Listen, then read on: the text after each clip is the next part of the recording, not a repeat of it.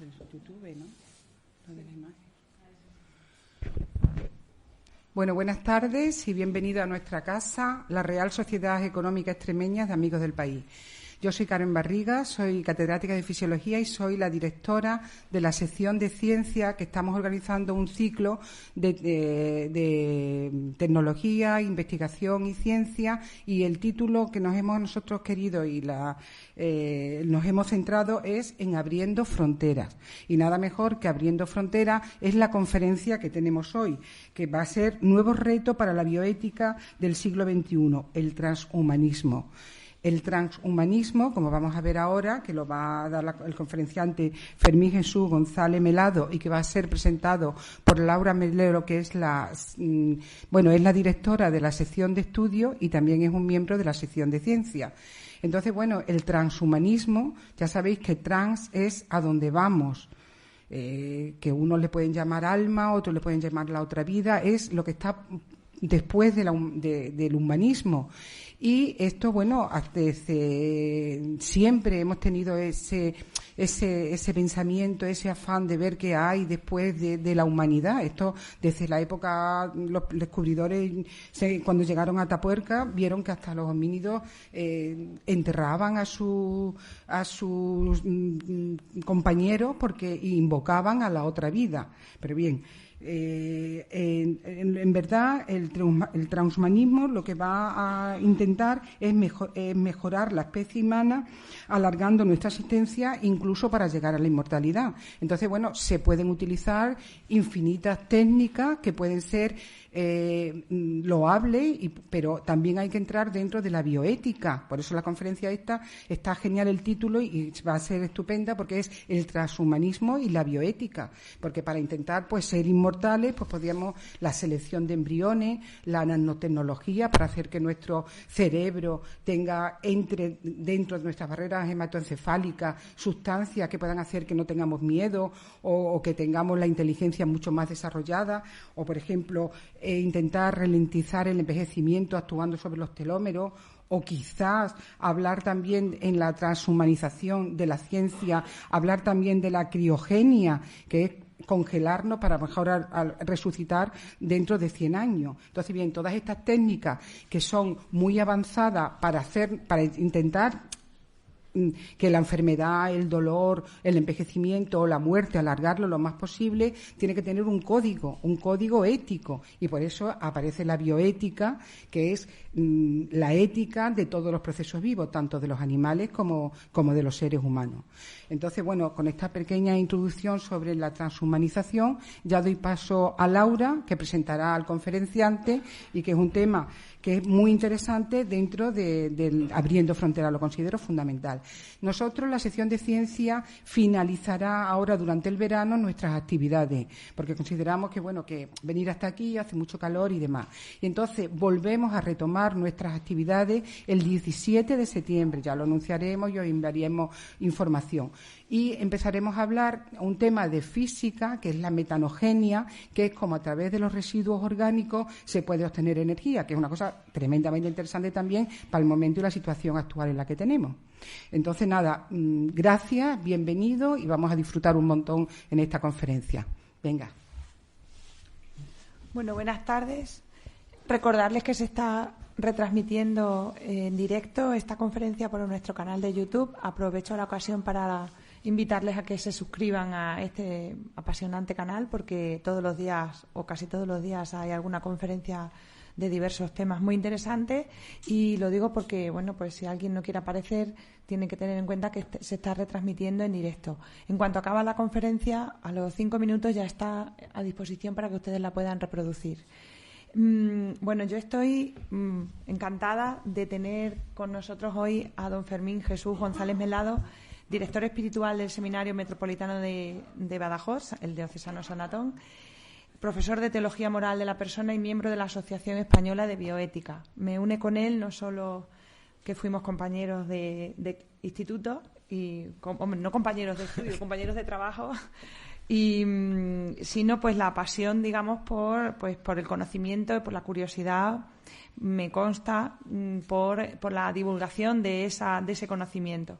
Entonces, don Fermín Jesús González Melado nació aquí en Badajoz, es sacerdote diocesano desde 1998, se licenció en Biología por la Universidad de Extremadura, tiene un máster en Bioética por la Universidad de Navarra, es licenciado y doctor en Teología Moral y Bioética por el Pontificio Instituto Juan Pablo II para el Matrimonio y la Familia de Roma.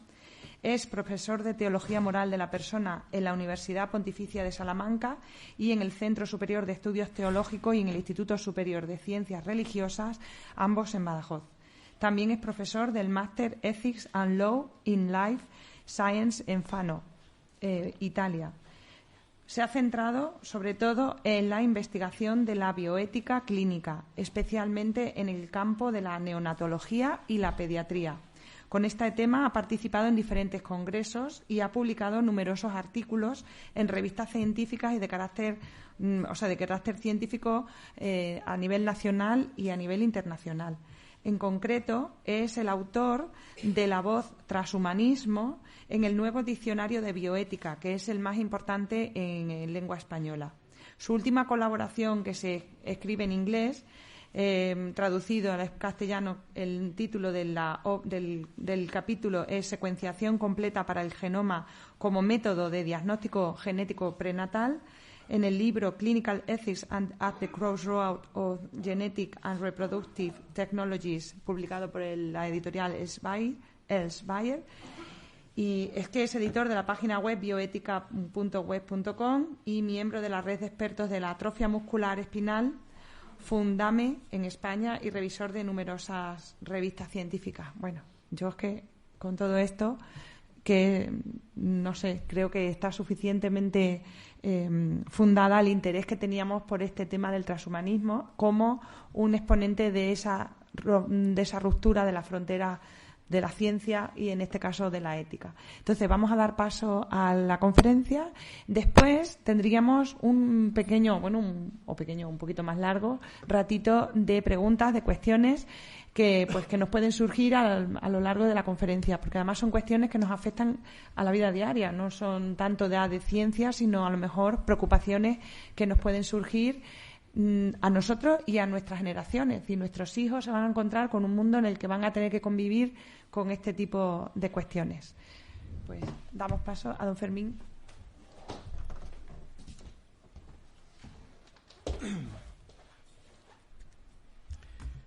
Bueno, pues yo antes que nada dar las gracias a la Real Sociedad Económica Extremeña de Amigos del País, especialmente y particularmente a doña Carmen Barriga, la directora de la sección de Ciencia, y además hemos sabido que profesora mía. No iba mucho a clase yo, entonces. Y gracias a la invitación a través de Laura. Yo estoy aquí fundamentalmente, no por todas esas cosas que ha dicho Laura, sino porque os puedo asegurar que Laura es una persona muy tenaz y muy insistente. Porque hay otras personas, están por ahí al fondo José Antonio Carretero, buen amigo mío desde hace algunos años ya, que me insistió mucho en esta presencia aquí y nunca lo consiguió, seguramente porque era menos pesado que Laura, ¿eh? Pero Laura es muy insistente, ¿no? Y por eso estoy yo aquí y me encanta participar en este foro de Abriendo Fronteras, donde habéis repasado fronteras pues tan interesantes como la astrofísica, como la física cuántica, como la genética. Y hoy vamos a ver algunos retos en esta bioética del siglo XXI que se nos abren, que abren fronteras, y especialmente con lo que yo llamo una ideología que nos viene, que es el transhumanismo. Pues yo quiero empezar con esa imagen que veis ahí a un señor y una señora unidos por el culete, porque es la imagen que representa un mito, que es el mito del andrógino, con esa frase, que es como Aristófanes, en el diálogo del banquete con Platón, intenta explicar la atracción sexual, la atracción entre un hombre y una mujer, también la atracción homosexual masculina y femenina. Y lo hace con el mito del andrógino, que decía: al principio los sexos eran 3, porque decía que los seres humanos estábamos formados por 2 unidades que podían ser hombre-hombre, mujer-mujer, hombre-mujer, y que era un ser tan poderoso que los dioses lo cortan por la mitad, de tal manera que quedan separados, y lo que nos pasamos es toda la vida buscando a nuestra mitad complementaria. Lo interesante del mito del andrógino es que considera que por naturaleza, al principio había 3 géneros y que esa naturaleza ha modificado, ha cambiado. Y de hecho, tanto el feminismo radical, que ha visto en esa igualdad de hombre y mujer unidos, como los movimientos LGTBI han utilizado el mito del andrógino para buscar un contenido esencial, un contenido de naturaleza a la orientación sexual. ¿Pero qué hemos asistido en los últimos 20 años? Pues hemos asistido a un cambio de mito y hemos pasado del mito del andrógino al mito del cyborg. Y el protagonista de este cambio ha sido precisamente la ideología de género. La ideología de género radical ha propuesto un cambio de mito acompañado de un cambio de objetivo. De tal manera que la finalidad ahora es conseguir al cyborg, que será una criatura, la criatura, en un mundo post-gender, en un mundo post-género. Como decía, el cambio de mito es un cambio de objetivo.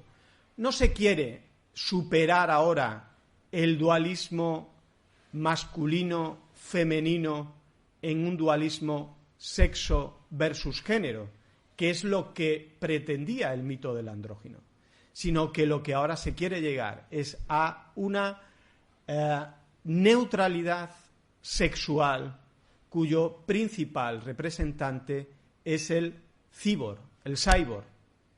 Y así la ideología de género, concretamente con la autora que aparece ahí citada, Donna Haraway, en ese manifiesto cyborg, propone que el verdadero mito al que tiene que tender la ideología de género es al cyborg, porque el cyborg será la expresión de esa neutralidad sexual perfecta. El mundo futuro, por lo tanto, será un mundo post-género. Y es el transhumanismo el que quiere hacer realidad ese futuro, y que ese futuro no sea solo post-género, sino que sea post-humano, que vaya más allá, como ha dicho Carmen, más allá de lo humano. Y así el cyborg tiene que ser una criatura hiperinteligente, fruto de la combinación de elementos orgánicos y cibernéticos, que pasará a ser un ciudadano más dentro de nuestra sociedad. Fijaros que lo que se propone es pasar desde la diferencia varón-mujer a una indiferencia sexual del posthumano, del cyborg. La propuesta de neutralidad sexual es una propuesta de desnaturalización sexual, que en el fondo es una propuesta de desnaturalización humana, una propuesta de deshumanización. Por eso yo he planteado que el transhumanismo es un nuevo reto dentro de la bioética. No pertenece a los retos clásicos de la bioética. Ahora voy a hacer un pequeño resumen de los retos clásicos de la bioética, porque va más allá. No es un reto médico o un reto clínico ético, sino que es un reto que pretende cambiar la propia naturaleza humana. Vamos a presentar hemos dividido la presentación en 4 puntos. Rapidísimamente voy a hacer un repaso de lo que yo llamo los retos clásicos de la bioética. Van a ver ustedes que son muy actuales pero yo los llamo clásicos porque no afectan a la naturaleza humana. Luego vamos a presentar el transhumanismo, que se conoce hoy como Humanity Plus, y que yo presento como esa ideología que nos viene, que ya está aquí y está para quedarse. Luego haremos algunos planteamientos o cuestiones antropológicas y terminaremos con algunas reflexiones, propuestas de respuesta, no de solución, porque aquí hay más preguntas que soluciones. Paso a enumerar algunos de esos que he llamado retos clásicos de la bioética. Insisto que en la bioética, que es una ciencia relativamente joven, se ha movido en un contexto de dos cambios fundamentales, ¿no? La bioética nace a principios de los años 70, finales de los años 60, principios de los 70, en un contexto donde la tecnología aparece como un nuevo estilo de vida y donde aparecen problemas por la aplicación de todos esos avances tecnológicos a la medicina. Y la bioética dividió esos problemas, generalmente, en tres etapas, que corresponden con tres etapas de la vida humana.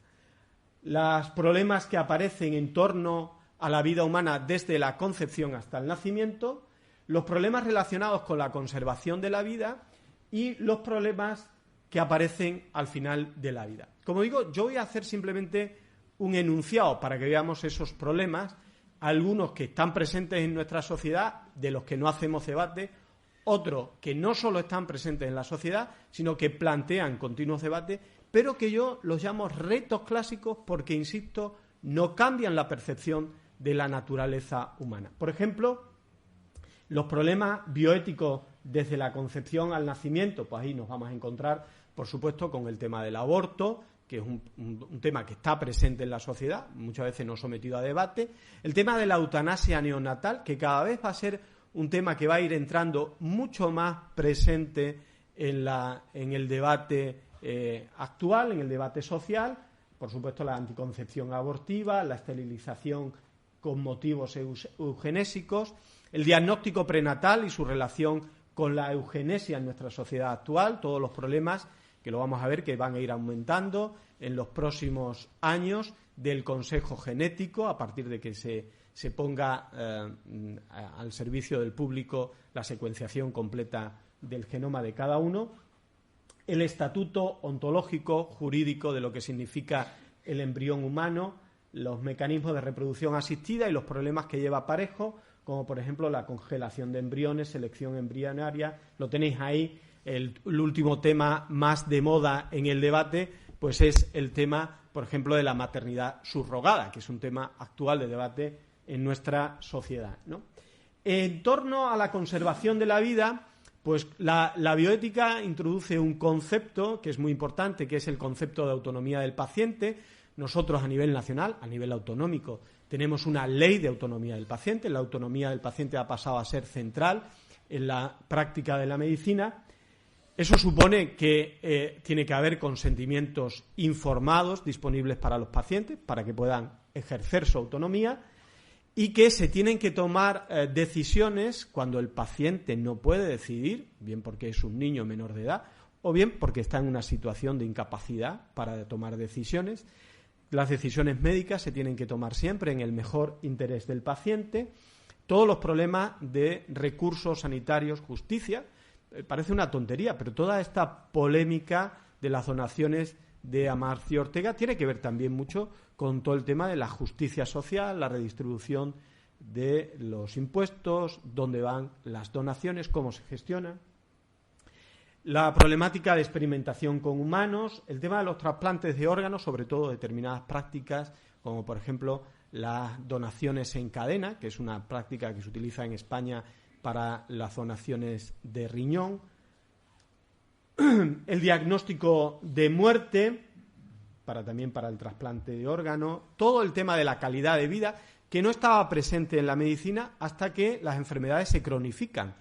Llega un momento en que la gente no se muere, sino que sigue viviendo con una enfermedad crónica, con algún empeoramiento en su modo de vida, y entonces hay que medir los efectos secundarios de esas medicaciones de esos medicamentos, de esos tratamientos, y hay que evaluar la calidad de vida de las personas.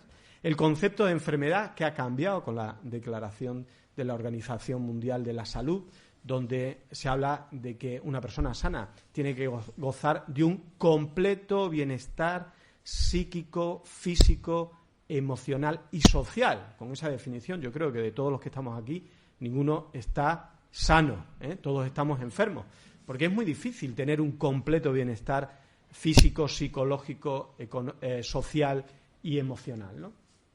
El principio de beneficencia, que era un principio preponderante en la medicina paternalista y que ha retrocedido un poco, el problema de la huelga de hambre, de los comités de ética hospitalaria, la obligatoriedad o no de la atención sanitaria, por ejemplo, a los inmigrantes, la objeción de conciencia, la proporcionalidad de los tratamientos, toda la problemática, que también vendrá en los próximos años, de la medicina regenerativa y la medicina específica, el problema siempre recurrente de los tratamientos y la dignidad humana, la privacidad del paciente, un tema que a mí me parece realmente interesante, el Big Data sanitario, es decir, la cantidad de información sanitaria que se recoge a través de dispositivos electrónicos, como por ejemplo los smartwatch, las pulseras de deporte, que dan información sobre nuestros registros cardíacos, sobre nuestros hábitos incluso de alimentación, dónde y cómo se gestiona esa información. El principio de no maleficencia, que era también uno de los principios fundamentales de la medicina, o todo el problema del secreto profesional, el secreto médico profesional. Pero los mismos retos clásicos, pasados, presentes y en debate actual, en torno al final de la vida, por ejemplo, el tema del suicidio. Hace un par de meses se daban las estadísticas de los suicidios en España, que se mantienen a lo largo de los últimos 10 años en torno a las 3.700 personas que consiguen suicidarse, es decir, que consiguen matarse en España.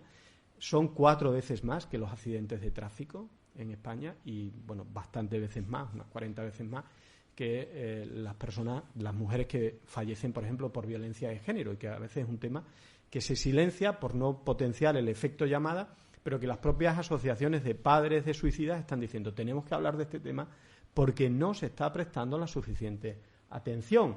El tema de la pena de muerte, la legítima defensa, la medicina intensiva y todo el problema de la futilidad de los tratamientos, del encarnizamiento, obstinación terapéutica, el tema de la limitación o la supresión de determinados tratamientos, el tema de la eutanasia, que lo hemos visto en la campaña de las últimas elecciones generales, un tema que se ha puesto sobre la mesa por distintos partidos. Con el tema de la eutanasia también el tema de las voluntades anticipadas o de los llamados testamentos vitales, el tema del suicidio asistido, el estado vegetativo persistente. ¿Qué significa? Tenemos ahora un caso en Francia muy conocido, Vincent Lambert, que está en un estado vegetativo persistente, que sus padres quieren que se le mantenga la nutrición y la hidratación y que su esposa no, que está recurrido en el Tribunal de Derechos Europeo. Los problemas de la demencia al final de la vida, insisto otra vez, la calidad de vida, los cuidados paliativos, tema de la nutrición artificial y del soporte respiratorio, como hablaba de la suspensión de nutrición e hidratación, sedación terminal, las órdenes de no reanimación cardiopulmonar. Como digo, muchos problemas, muchos de ellos de una tremenda actualidad en el debate bioético, pero que yo llamo clásicos. Y que llamo clásicos porque no plantean una modificación de lo que es la naturaleza humana. Plantean cómo afrontar determinadas cuestiones que afectan al ser humano tal y como lo entendemos hoy. Pero el que es un nuevo reto, el que abre una nueva frontera en el tema de la bioética del siglo XXI, es este movimiento conocido como transhumanismo, que asimismo se llama Humanity Plus, y que lo que propugna es un cambio del humano al posthumano. ¿Pero qué sería el poshumano? Pues sería un ser, no sabemos si natural o artificial, con una esperanza de vida que llegaría más allá de los 500 años, con un doble de la capacidad cognitiva de las capacidades del ser humano actual, que tendría un control total de todos los estímulos sensoriales y también con un control y, por lo tanto, no sufrimiento a nivel psicológico. Para que nos hagamos una idea, uno de los principales filósofos norteamericanos actuales, Francis Ford Fukuyama, tiene un libro interesantísimo a principios de los 90, que se llama El fin de la historia, donde una vez caído el muro de Berlín preconiza que el capitalismo neoliberal es el fin de la historia que había avanzado Hegel. Pues Francis Ford Fukuyama dice que el transhumanismo es la ideología más peligrosa para las sociedades democráticas. Entonces, ¿qué es el transhumanismo? ¿Realmente es tan peligroso como nos dice Fukuyama? El concepto transhumanar, en esto me ha sorprendido porque tenía mucha razón Carmen, se ha documentado mucho. Es un concepto que aparece no en el ámbito filosófico ni en el ámbito médico, sino que el primero que lo utiliza es Dante, en la Divina Comedia, cuando está hablando del paraíso, para referirse a esa situación que va a alcanzar el alma humana en el momento en que se transhumanice por la gracia, un efecto de elevación por la gracia. Entonces, el primero que utiliza el término es Dante, pero realmente el que le da más popularidad es un biólogo, Julian Huxley, hermano de Aldous Huxley, el del libro famoso de 1984, pues su hermano. Julian era biólogo, estaba viviendo todos los avances de la biología. Un hermanastro suyo, Andrew, neurólogo, es premio Nobel de Medicina en el año 69. Entonces, él estaba imbuido de ese avance, sobre todo en la psicología y de la biología, y él dice, la humanidad puede trascenderse a sí misma, pero no aquí unos allá y otros, no, como humanidad. Y esta trascendencia de la humanidad tenemos que buscarle un nombre, y la palabra puede ser transhumanismo. El ser humano tiene la tarea, ayudado por las ciencias, él pensaba fundamentalmente en la psicología y la biología, de trascenderse, de ir más allá. Pero tendremos que esperar prácticamente hasta finales del siglo XX para que el transhumanismo entre en las cátedras universitarias de la mano de este señor, que es Nick Bostrom, profesor de inteligencia artificial en Oxford, y que ha planteado que en ese paso de lo humano a lo poshumano tiene que haber un estado intermedio, y que ese estado intermedio será el transhumano, y que por lo tanto el transhumanismo será ese movimiento cultural, intelectual, científico que tiene y afirma como credo filosófico el deber moral de mejorar las capacidades físicas y cognitivas de la especie humana, aplicando todas las nuevas tecnologías a eliminar todo aquello que pueda ser perjudicial, aspectos no deseados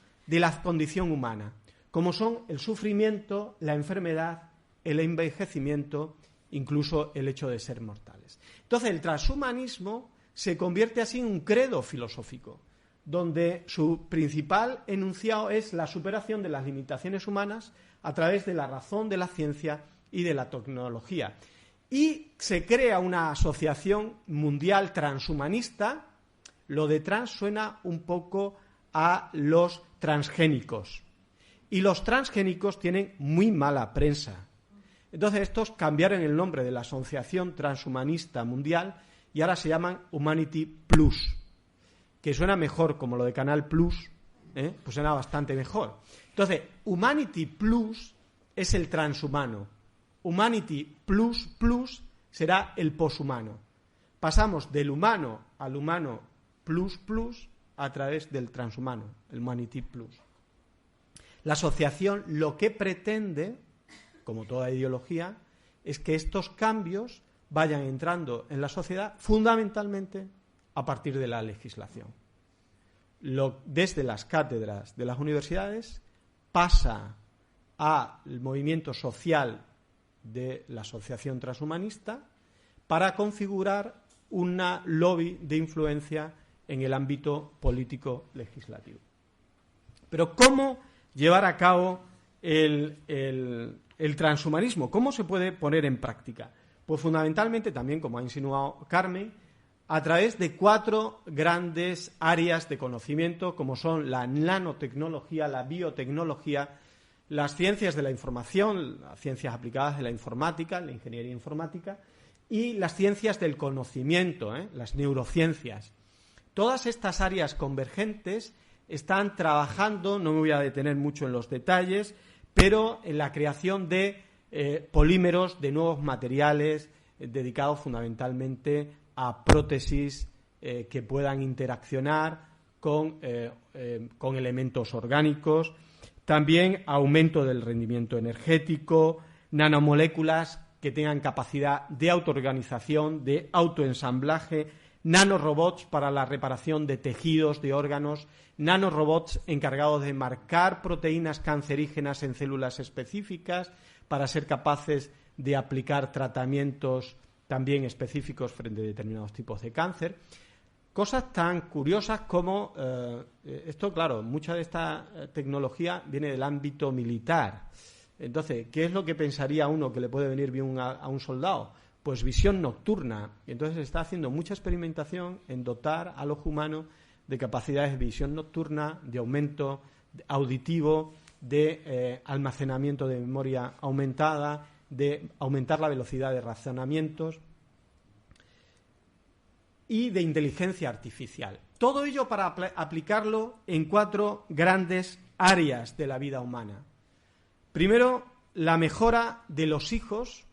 Segundo, la consecución de un rendimiento físico superior. Tercero, los tratamientos antienvejecimiento. Y, por último, el uso de fármacos para el bienestar emocional y la consecución de la felicidad. O sea, esas 4 grandes áreas de la ciencia trabajando de manera conjunta sobre 4 grandes aspectos. Los mejores hijos posibles. El primer paso del transhumanismo es consagrar el derecho de los padres a conseguir los mejores hijos posibles. Y por eso se han convertido en los defensores de la llamada ahora eugenesia liberal. Incluso defienden el deber moral de que los padres tienen derecho y deber moral de tratar de obtener el mejor hijo posible. ¿Cómo se puede obtener el mejor hijo posible? Pues desde 2 caminos. Uno es eliminando o impidiendo el nacimiento de los defectuosos, que es lo que se llama la eugenesia negativa. Para ello hay una gran cantidad de técnicas que se están implementando. Os voy a presentar una que yo estudié hace 10 años y que sepáis que se va a implantar en el Servicio Extremeño de Salud. Se ha anunciado ayer en el periódico Hoy, de manera inminente, que es el diagnóstico prenatal genético no invasivo. Otra técnica, que también la conocemos, que es la selección de los hijos sanos a través del diagnóstico genético preimplantacional. El diagnóstico genético preimplantacional y el diagnóstico prenatal genético no invasivo se van a beneficiar de esa técnica que hablaba antes Laura, que citaba la última publicación mía, que es la secuenciación completa del genoma y su aplicación al diagnóstico, a las técnicas de genética prenatal. Voy a explicar brevemente esto del diagnóstico prenatal genético no invasivo. En la sangre materna, en la sangre periférica de una embarazada, a partir de la 4ª, 5ª semana del embarazo, se encuentran fragmentos de ARN y de ADN procedentes del feto. Con lo cual, a partir de un simple análisis de sangre, se pueden obtener esos fragmentos, se pueden amplificar, se pueden copiar, se pueden secuenciar, se pueden contar y podemos obtener información. ¿Qué información tenemos ya disponible con esa técnica hoy en día? Pues tenemos diagnóstico del sexo fetal, se puede saber cuál es el sexo del niño, enfermedades ligadas a cromosomas sexuales o enfermedades monogenéticas, el diagnóstico del RH fetal y la detección de trisomías. Sobre todo se ha hecho mucho hincapié en la detección de trisomía 21, que es síndrome de Down.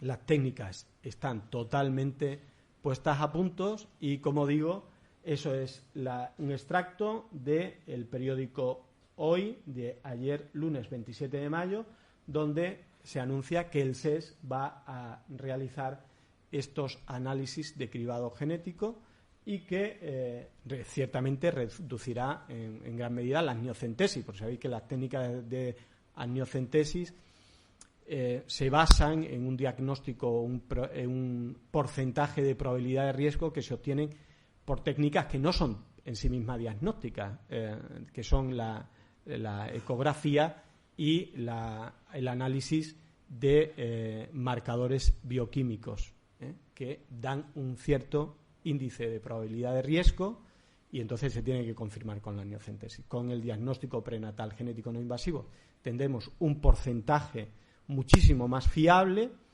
se eliminarán los falsos positivos y se confirmarán los positivos a través de amniocentesis, reduciendo el número. A largo plazo, con la secuenciación completa del genoma, con un análisis de sangre periférica materna, tendremos la secuencia completa del genoma del feto antes de nacer. El diagnóstico preimplantacional también se lleva a cabo en las clínicas de fecundación in vitro. Se trata de una biopsia celular de los embriones en diferentes estadios, dependiendo de cuándo se haga. A partir de ahí, de una sola célula, se pueden hacer análisis cromosómicos o se pueden hacer análisis genéticos para descubrir alteraciones cromosómicas, sobre todo en el número de cromosomas, como las aneuploidías, o bien determinadas enfermedades genéticas, como las que tenéis ahí, talasemia, fibrosis crística, distrofia muscular, atrofia muscular espinal, etc. Todo ello, digo que se va a ver muchísimo más potenciado con la secuenciación completa del genoma. Los secuenciadores automáticos, la empresa Illumina preveía a finales del año 2018, que a lo largo del 2019 el precio de la secuenciación completa del genoma podría bajar a 100 euros aproximadamente. Ese precio es lo suficientemente asequible para que pueda entrar tranquilamente en los sistemas nacionales de sanidad. ¿Cuál es el problema? Que todavía no sabemos qué hacer con un genoma completo, porque conocemos algunas enfermedades y establecemos la relación genoma-enfermedad, pero con otras no. Ahí os pongo algunas de las enfermedades que en la actualidad pues se podrían conocer por secuenciación genómica completa de manera prenatal o postnatal. La segunda alternativa, en esta voy a parar muy poquito porque se dedicó aquí una conferencia del tema de la edición genética. Es decir, la otra alternativa es los dos caminos, ¿no? Simultáneos, es eliminar a los defectuosos o fabricar a los mejores hijos posibles. ¿Cómo? Pues a partir de la edición y manipulación genética, fundamentalmente en la actualidad con las técnicas CRISPR. El doctor Luis Montoliu presentó precisamente en esta misma sala y en este mismo ciclo de conferencias un libro que, si no recuerdo mal, se llamaba Edición genética, corta, pega y colorea, ¿no? Porque eso realmente es CRISPR. Es una herramienta, es como un procesador de texto donde es capaz de localizar secuencias genéticas erróneas, es capaz de eliminarlas y es capaz de sustituirla por una secuencia correcta. La edición genética se puede hacer en células somáticas, en individuos adultos. Yo formo parte de la red de especialistas de Fundame, es una asociación de padres a nivel de España de niños afectados con atrofia muscular espinal. La atrofia muscular espinal es una enfermedad neurodegenerativa gravísima. Sin tratamiento, los niños se le detecta a los 6 meses, quedan paralizados y mueren antes de los 2 años, si no se le da tratamiento de soporte ventilatorio y nutricional.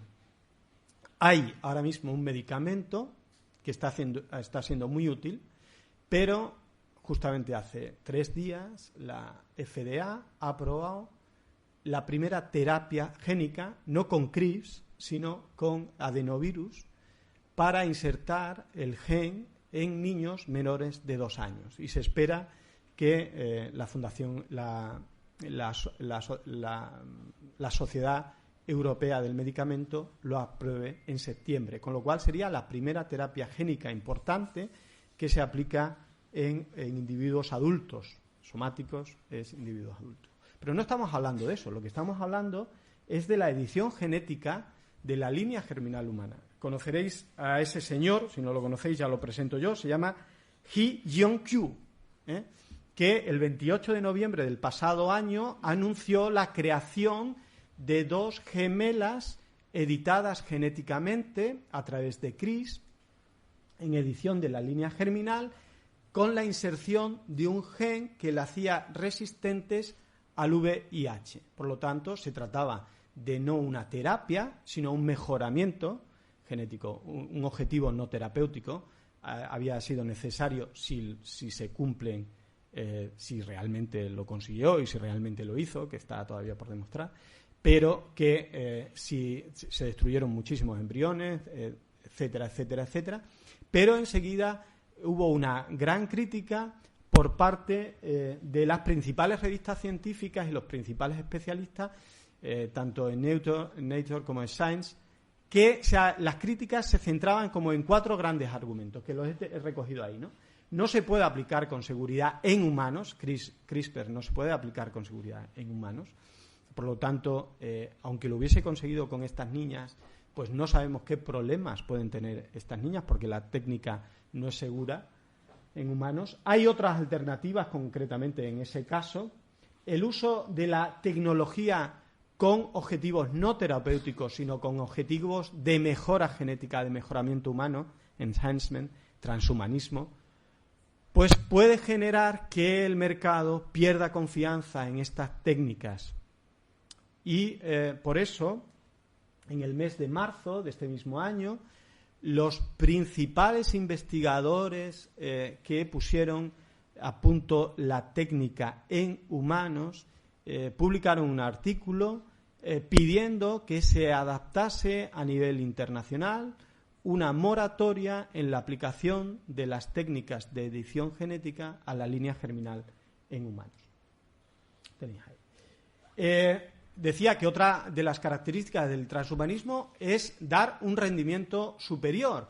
¿Qué es lo que plantea el transhumanismo? Lo que plantea es que se liberalice, sobre todo en el deporte, el uso de drogas, de medicamentos, de fármacos que consigan aumentar el rendimiento físico, especialmente el rendimiento muscular, porque uno se encuentra con limitaciones del entrenamiento. Uno puede entrenar mucho, pero va a llegar a una limitación, y que entonces esas mejoras que podemos obtener con determinadas hormonas para el crecimiento físico o mediante el fármaco o gracias a terapias celulares o terapia génica, que el deporte sea el gran campo de pruebas del mejoramiento físico para el transhumanismo. Es decir, que libremente los deportistas se sometan a este tipo de mejoras y que ahí probemos realmente de lo que somos capaces en búsqueda del mejor rendimiento. Os decía que uno de los objetivos del transhumanismo es buscar un cuerpo sin edad. Sabemos, los que se dedican a epidemiología, saben que para aumentar las expectativas de vida, una de las cosas que hay que hacer es que cuidar que los niños no se mueran, fundamentalmente a través de la higiene y a través de los sistemas nacionales sanitarios. Luego también hay que combatir la enfermedad de los ancianos. ¿Cuáles son las principales enfermedades que afectan a personas mayores? Las enfermedades neurodegenerativas y el cáncer, pues son las enfermedades a combatir. ¿Cuál es el problema? El problema es que podemos vivir más años, pero ¿cómo? Nosotros decimos, hombre, yo si llego a los 80 o a los 90, como está esa señora o ese señor, yo firmo aquí. Pero, hombre, llegar mal, pues no. Claro, los transhumanistas no quieren más años, quieren más vida. más años con mejor calidad de vida. Y por eso lo que se plantea es no tanto aumentar simplemente el número de años, sino ralentizar los procesos de envejecimiento. En esto se lleva investigando desde hace muchísimo tiempo y, claro, las medidas son un poco drásticas. Por ejemplo, se sabe que con las dietas de restricción calórica pues podemos aumentar nuestras expectativas de vida. Mi abuela, que vivió muchos años, cuando mis hermanas le preguntaban: abuela, ¿cómo está usted también? Decía, mucha suela y poca cazuela. Hoy se sabe que si disminuimos un 60% nuestra ingesta calórica, podemos aumentar desde un 30 a un 50% la expectativa de vida. Claro, pero a la gente le gusta comer. ¿Qué tendremos que hacer? Inventar pastillas que reduzcan la absorción, por ejemplo, intestinal de nutrientes y que mantenga una restricción calórica. Podemos hacer también manipulación genética, sobre todo buscando retrasar los procesos de envejecimiento. Se ha insinuado por ahí los procesos de acortamiento de telómeros, pues buscar protectores en el acortamiento de telómeros, ver cómo prevenimos los daños oxidativos, porque se sabe que los daños oxidativos producen envejecimiento celular, todo eso antioxidantes que se nos venden, productos antioxidantes, pues realmente lo que pretenden es preservar la afectación celular de los daños oxidativos. Y todos aquellos tratamientos que combaten la causa del envejecimiento en general. Esos serían los campos de aplicación. No insisto en el tema en este tema, digo dando datos. Una de las cosas que plantea y que es verdaderamente novedoso el transhumanismo es lo que se ha llamado la existencia postbiológica, ¿no? Es decir, si nosotros pudiésemos hacer un escaneado completo de la matriz sináptica del cerebro de un individuo y este escaneado lo pudiésemos meter en un ordenador, almacenar en un disco duro, en un dispositivo de reproducción, podríamos trasladar nuestra existencia a un organismo, por ejemplo, a un trasplante de cerebro o un organismo vivo, pero también a un soporte no vivo, como puede ser un disco duro, un cyborg. Y por último, la última faceta, el deseo de un alma feliz. Esto también lo conocéis pues, por la presencia de fármacos, sobre todo para aumentar el tema del aprendizaje, ¿no? Pero estaríamos hablando de fármacos que pudiesen eliminar, por ejemplo, selectivamente recuerdos que provocan en nosotros un sufrimiento, fármacos que generan un estado de bienestar en la persona, por ejemplo, inhibidores de los receptores de serotonina, que tienden a reducir los estados de ansiedad y la intensidad de las reacciones, o drogas para la modificación de la conducta. Peter Singer, que es un bioeticista, utilitarista norteamericano, muy conocido por su libro Liberación Animal, pues él plantea la posibilidad de utilizar drogas de modificación del comportamiento que fuesen de uso obligatorio para determinados tratamientos a presos, por ejemplo, ¿no?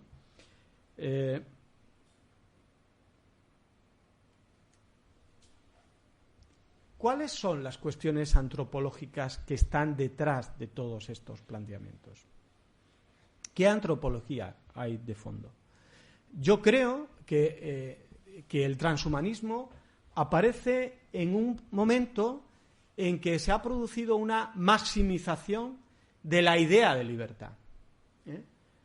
Hemos asistido a la ruptura, a un proceso de ruptura del nexo que unía la libertad y la verdad. Hemos pasado de la verdad os hará libres, es decir, para ejercitar mi libertad. Yo tengo que tener un conocimiento de la verdad, de la realidad en su estado verdadero.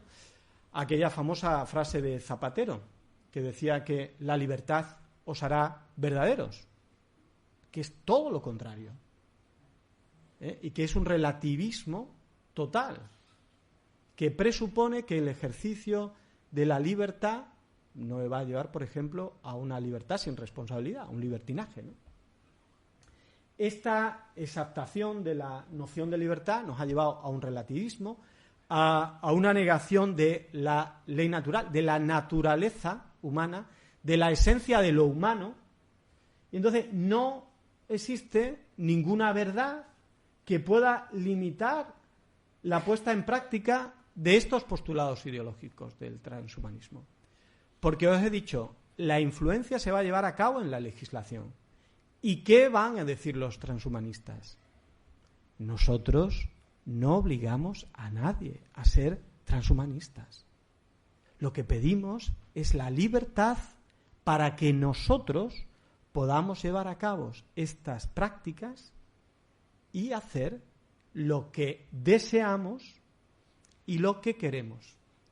Y el deseo y la voluntad se van a convertir, sin la verdad, en los altavoces, en los paladines de la defensa de la libertad de las decisiones humanas. ¿Cuál es el problema? Pues que el cuerpo nos recuerda nuestras limitaciones. El recuerdo nos habla de nuestra verdad, de nuestra naturaleza humana. Y por eso el cuerpo aparece como un problema real para los transhumanistas. La segunda idea es muy interesante, está tomada de un pensador italiano, franciscano, muy simpático, padre Fagioni, que haciendo un análisis del transhumanismo dice: el transhumanismo plantea una naturaleza líquida, fluida. Estamos en una sociedad que Bauman ya diagnosticó como una sociedad líquida, donde las grandes instituciones han caído, las grandes ideologías han caído, y entonces asistimos pues a una sociedad líquida, a un amor líquido, a una sexualidad líquida.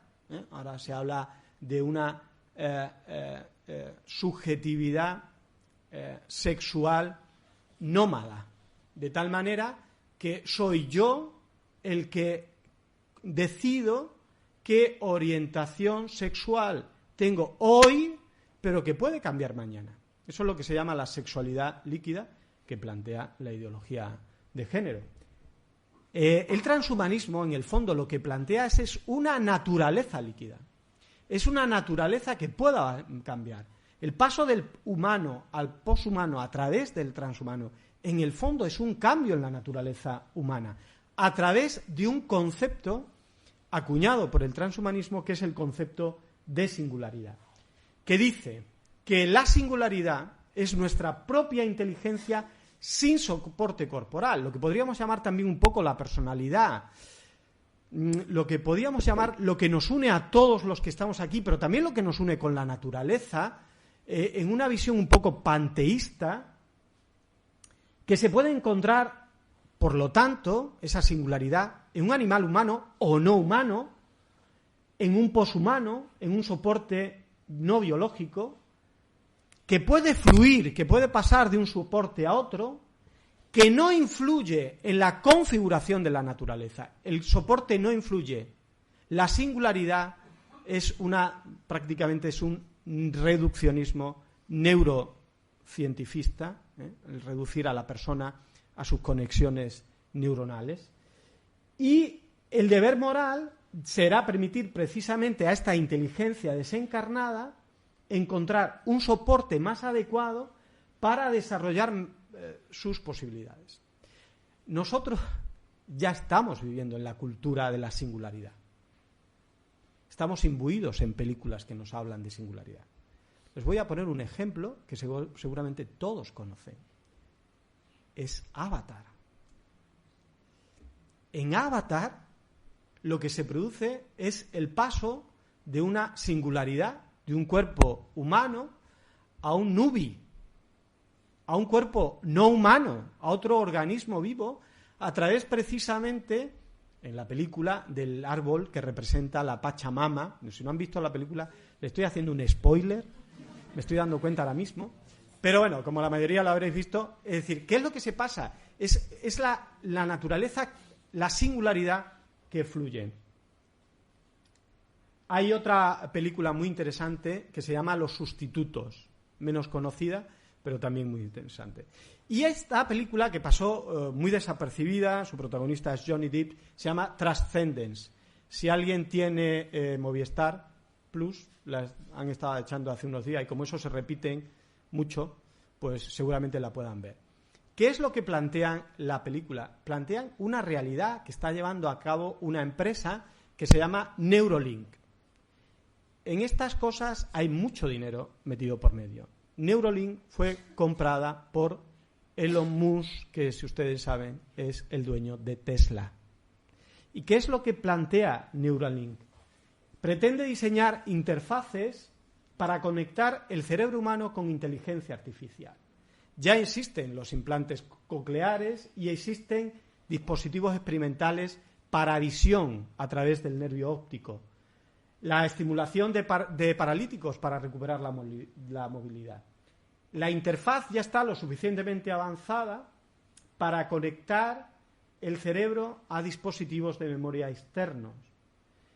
La máquina formaría nuevas memorias que estarían a nuestra disposición en el futuro. Imaginaros que nosotros pudiéramos tener parte de nuestros recuerdos almacenados en la nube, a la cual pudiésemos acceder a través de Wi-Fi, directamente a través de nuestras conexiones neuronales. ¿Cómo solventar los problemas de control sobre las superinteligencias artificiales? Es lo que plantea la película. Si una inteligencia artificial entra en una red, puede dominar prácticamente la población mundial. ¿Quién controla Neuralink? Algunas reflexiones finales y termino, y así pasamos al debate. ¿Qué es lo que podemos responder frente al transhumanismo? Yo creo que, lo decía yo en un debate que tuve con un médico inglés sobre temas de eutanasia neonatal. Yo le decía, mira, al final todos los problemas en bioética son problemas antropológicos. Es qué visión del hombre tenemos. En el transhumanismo, para avanzar al poshumano y al transhumano, hay que eliminar la naturaleza humana, hay que eliminar el cuerpo, hay que eliminar la limitación de la biología y hacer un planteamiento de naturaleza que no es real, que no es verdadera, que es el planteamiento de naturaleza líquida, negando el datum original. Por supuesto que la naturaleza humana es perceptible. Por supuesto que esta tecnología bien utilizada es fantástica. Yo he estado hablando de terapia génica para una enfermedad que hace 5 años no tenía ninguna solución y donde los niños morían dramáticamente. El problema es cuando de fondo está una antropología dualista que separa la inteligencia y considera que el alma o el espíritu está en la inteligencia reducida a conexiones neuronales y la separa del cuerpo, una antropología tremendamente dualista. El cuerpo se convierte en un objeto en medio de otros objetos y por eso yo planteo que el transhumanismo no es un nuevo humanismo posmoderno y laico, sino que lo que es en el fondo es un verdadero antihumanismo, que considera que para llevar a cabo la realización plena de la especie humana, lo que tiene que desaparecer es el humano. La abolición del ser humano en ese paso del humano al posthumano. ¿Y qué respuesta? Yo digo, yo hago muchas preguntas, doy pocas soluciones en esta charla. Alguno se ha quejado alguna vez cuando lo he hablado, ¿no? No hay soluciones hechas. Yo creo que esto nos toca construirlo a todo. Pero una antropología adecuada es que evite cualquier reduccionismo biológico que plantea el transhumanismo y ese rechazo del cuerpo, esa visión del cuerpo como objeto, que contemple la totalidad de la persona y que ponga de manifiesto realmente esa unión entre naturaleza y libertad. Nosotros estamos hechos para llevar a plenitud nuestra naturaleza desde el ejercicio de nuestra libertad en conexión con la verdad. Pues esto es todo. Muchas gracias.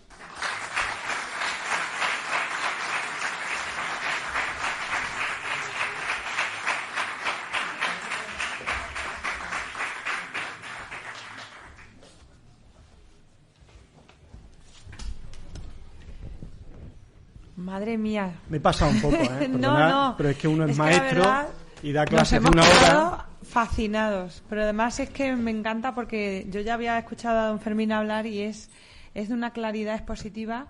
Lo que pasa es que el tema yo creo que nos ha traspasado muchísimo porque de verdad yo me encanta poder reflexionar sobre esto, además con conocimiento ya de cosas reales, no cosas que nos parece que son ciencia ficción, y muchas veces las cosas que vemos en las películas nos parece, hay que ver qué imaginación tienen los guionistas, cuando realmente a lo mejor no es imaginación, es que está pasando en la puerta de al lado, en el centro de investigación 2 calles más abajo del centro de los estudios cinematográficos, están produciéndose esos adelantos. Entonces, bueno, vamos a abrir el turno de palabra o el turno de intervención. Si alguien quiere hacer algún comentario, pues yo, por favor, es que tenemos un problemilla, y es que no podemos, como se está retransmitiendo, yo pediría, por favor, nada de vergüenza, por favor, acérquense a ese micrófono para que la pregunta quede registrada, porque si no, cuando vemos las reproducciones de los vídeos en Internet, pues resulta que se oye la respuesta pero no se oye la pregunta. Entonces, claro, se queda uno como un misterio. Entonces, por favor, aquella persona que quiere intervenir, que sin ningún tipo de vergüenza venga aquí a este micrófono y haga la pregunta, y después, por favor, don Fermín les hará la contestación. Hola, ¿qué tal? Mi más sincera enhorabuena. Me he quedado asustada. Pero bueno, gracias al final he podido entender un poco cuál era su punto de vista, y a mí me surgen muchas dudas a lo largo de la presentación. La primera, por ejemplo, es ¿para qué un mayor rendimiento físico? Si el propio azar es lo que hace fascinante el rendimiento físico y la lucha de los distintos seres humanos a la hora de enfrentarse a una prueba. La eutanasia sí me interesa, pero claro, si se manipula la eutanasia desde un punto de vista egoísta, para enriquecimiento personal, pues de las personas próximas, pues también es un problema a la hora de la regulación legal. También me ha parecido interesante y me ha recordado a la novela de George Orwell, ¿de acuerdo? Donde precisamente en esa novela el problema que plantea es que la sociedad o el gobierno autárquico precisamente lo que hace es el ser humano A se tiene que reproducir con el ser humano B porque nos interesa. Y bueno, y una de las cosas que transmite la novela es que incluso los hijos traicionan a los padres cuando no cumplen ese reglamento. Entonces, o cuando traicionan el propio sistema. Entonces, ¿hasta qué punto podemos nosotros protegernos del transhumanismo? Porque precisamente usted lo que comenta es que perdemos la naturaleza humana. La propia selección natural de la especie nos hace que, bueno, hay personas que al reproducirse tienen enfermedades y generan seres, digamos, entre comillas, imperfectos, ¿no? Entonces, ese control de la naturaleza humana, estoy de acuerdo con usted en que nos hace precisamente no humanos. Entonces, a mí me gustaría saber, entre otras cosas, ¿cuál es su punto de vista? ¿Usted se considera transhumanista? Gracias. Tengo que reconocer que no sé si transhumanista, pero yo soy un poco cyborg, ¿eh? Tengo 2 estenes colocados en una arteria cardíaca, en una intervención que me hicieron por cateterismo, como Iker Casillas, ahora ya lo puedo decir. Yo creo que son muchas las preguntas que has hecho. Primero, ¿por qué el transhumanismo, dice Fukuyama, que es una ideología tan peligrosa? Es una ideología peligrosa porque introduce una asimetría social. Crea individuos de primera y segunda clase. ¿Quién puede llevar a cabo mejoras de este tipo? El que tenga dinero. Es decir, en una sociedad liberal capitalista, neoliberal capitalista como la que vivimos, el discurso transhumanista es un discurso que inmediatamente pone las alarmas en la creación de unos superhombres transhumanos con mejoras genéticas conseguidas o bien por selección de embriones, edición genética, hijos mejores que los del vecino. Claro, yo no he hablado aquí, he hablado de genes así como muy guays, ¿no? Pero en cuanto avancemos en el conocimiento del genoma humano y establezcamos relaciones entre presencia de determinados genes, imaginemos con la inteligencia, con la capacidad de aprendizaje, creatividad, ¿por qué no tener un hijo que es maravilloso para la música, es decir, la mejora en vista a?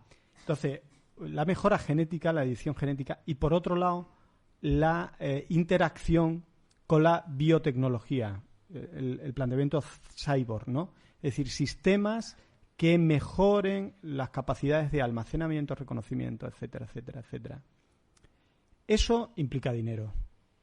Y eso implica que hay un desnivel, una asimetría social. Por eso Fukuyama dice que es un sistema que altera la democracia. Porque la democracia se basa en un sistema de donde todos somos iguales. Con más o con menos dinero, es verdad. Yo tengo un amigo que se llama Víctor Bermúdez, que es un filósofo, que dice que esa es la falacia de la democracia. Decir que todos somos iguales. No somos iguales. Hay unos que tienen más dinero y que como tienen más dinero pueden ir a mejores universidades sus hijos, van a tener mejores trabajos, etcétera, etcétera, etcétera. Pero al final, cuando votas, pues, excepto con estas leyes de Ohm y tal, casi todos nos vale el mismo voto. Y ese es el sistema. Claro, una sociedad donde las capacidades no vienen dadas por el azar, sino que vienen dadas por la capacidad económica para modificar no solo a mis hijos, sino para modificarme yo, optar a mejores puestos de trabajo, mayores responsabilidades, etcétera, etcétera, crea una asimetría social. O sea, no estaríamos hablando de países del primer y del tercer mundo, estaríamos hablando de personas de distintas categorías. Ese es el gran peligro que anuncia a Fukuyama. He dicho que es una ideología y es una ideología que se quiere manifestar y se quiere imponer a través de la legislación. Es decir, no se va a plantear que esto lo tengamos que hacer todos, porque el planteamiento nunca va a ser que esto es para todos, sino que lo que se va a hacer es plantear que exista la libertad para que aquellos que quieran lo hagan. El discurso, de todas formas, de los transhumanistas, yo empecé a estudiar este tema cuando nadie hablaba de él en el año 2009, porque iba a ser el tema de mi tesis doctoral. Luego me cambiaron la tesis doctoral, que es lo que hacen los directores. Y en aquellos momentos el planteamiento era muy radical. Esto fue en el año 2009. Han pasado 10 años y hoy el planteamiento es mucho más democrático. Entonces, la opción es un transhumanismo social. Es decir, que los avances que se planteen en el campo del transhumanismo lleguen a todas las personas. Es decir, que se garantice a nivel social, nacional, europeo, mundial, que los avances puedan ser usados por todas aquellas personas que lo deseen. Ese discurso teóricamente está muy bien, ese discurso en la práctica es imposible, es insostenible. Pero se ha moderado el discurso. ¿Por qué? Porque ven que se puede haber un rechazo social a los planteamientos de un transhumanismo radical, por ese miedo a esa asimetría social, ¿no? Y luego mi planteamiento yo creo que ha quedado bastante claro. Es decir, yo soy biólogo, soy científico, me he dedicado a estudiar muchos temas relacionados con los avances. Las tecnologías en sí mismas no son buenas ni malas, son el uso que le demos como sociedad, que nos organizamos para decidir sobre las tecnologías.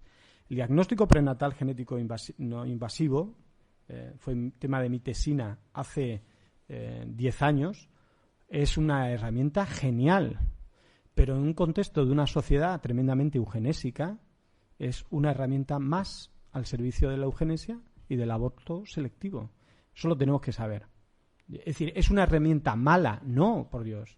Es una herramienta buenísima. Va a evitar un montón de amniocentesis innecesarias. Va a prevenir muchas pérdidas fetales.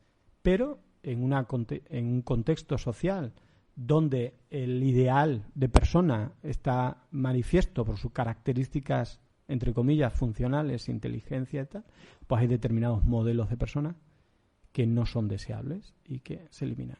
Y que esa herramienta va a ser una herramienta al servicio de eso. Entonces, mi planteamiento es la mejora humana, por supuesto. Una mejora que lleve al ser humano a su plenitud, no a la desaparición de la humanidad. Las técnicas de ingeniería genética, somática, para la curación de enfermedades, la que os he dicho, por ejemplo, con adenovirus, para curar la atrofia muscular espinal. Yo he tenido en mis brazos a niños aparentemente sanos que se iban a morir en 2 años, asfixiados, paralizados totalmente, y que si se pone la transfección del gen con los adenovirus a tiempo, van a tener una vida perfectamente normal. Eso es un avance importantísimo. Los avances sí, con ética y con conciencia, con ciencia y con conciencia, ¿no? Con ética. Y yo creo que el transhumanismo o se suaviza en sus planteamientos o nos podemos encontrar con un rechazo frontal en determinadas sociedades.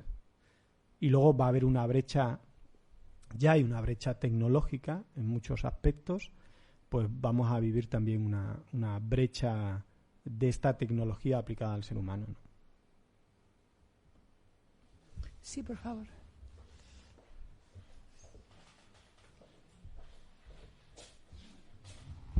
Bueno, ya que la montaña no viene a mí, vengo yo a la montaña, ¿no? Pero también se puede solucionar con un micrófono inalámbrico. Estamos mejorando el sistema. Micrófono inalámbrico. Bien, yo lo que quiero, sobre todo he salido al atril para felicitar efusivamente a don Fermín porque ha hecho una exposición brillantísima, clarísima, con una capacidad de síntesis asombrosa y que ha planteado temas muy trascendentes con una sencillez y con una luminosidad y brillantez realmente envidiable. Así que, en primer lugar, felicitarle por pocas veces he visto yo una conferencia tan brillante y lo tengo que resaltar por eso.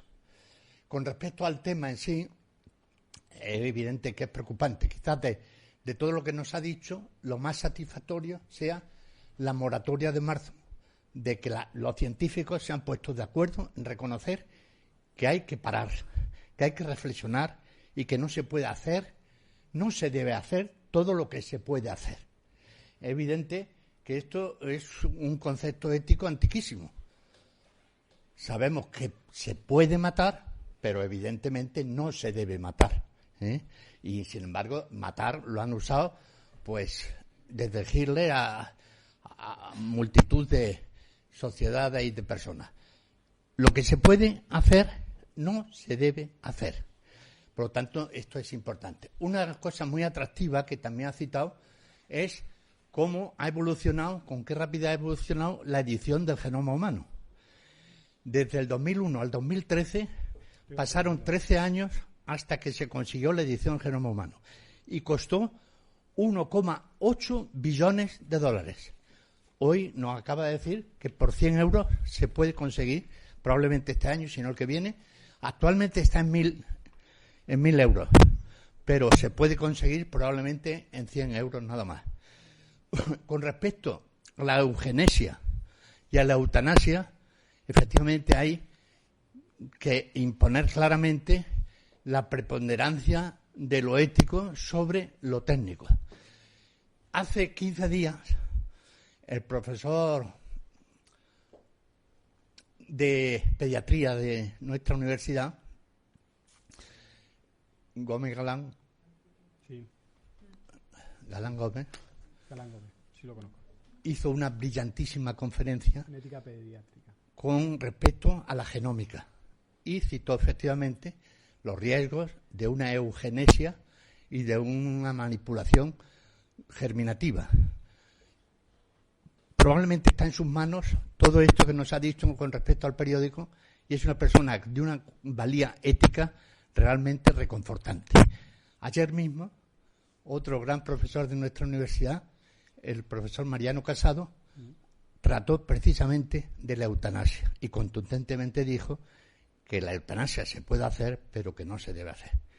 En definitiva, nos ha abierto unos horizontes realmente impresionantes, con una sencillez y una capacidad de síntesis realmente asombrosa y envidiable, pero nos ha dejado la pincelada de la esperanza de que está en nuestras manos conseguir que la nanotecnología, que la biología y que la ciencia no nos desborde y que podamos controlarla teniendo muy firmes los conceptos éticos. Por todo eso, muchas gracias. Pues nada,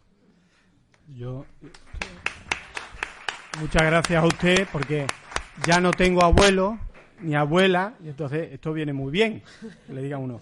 Sí, tenía aquí los datos.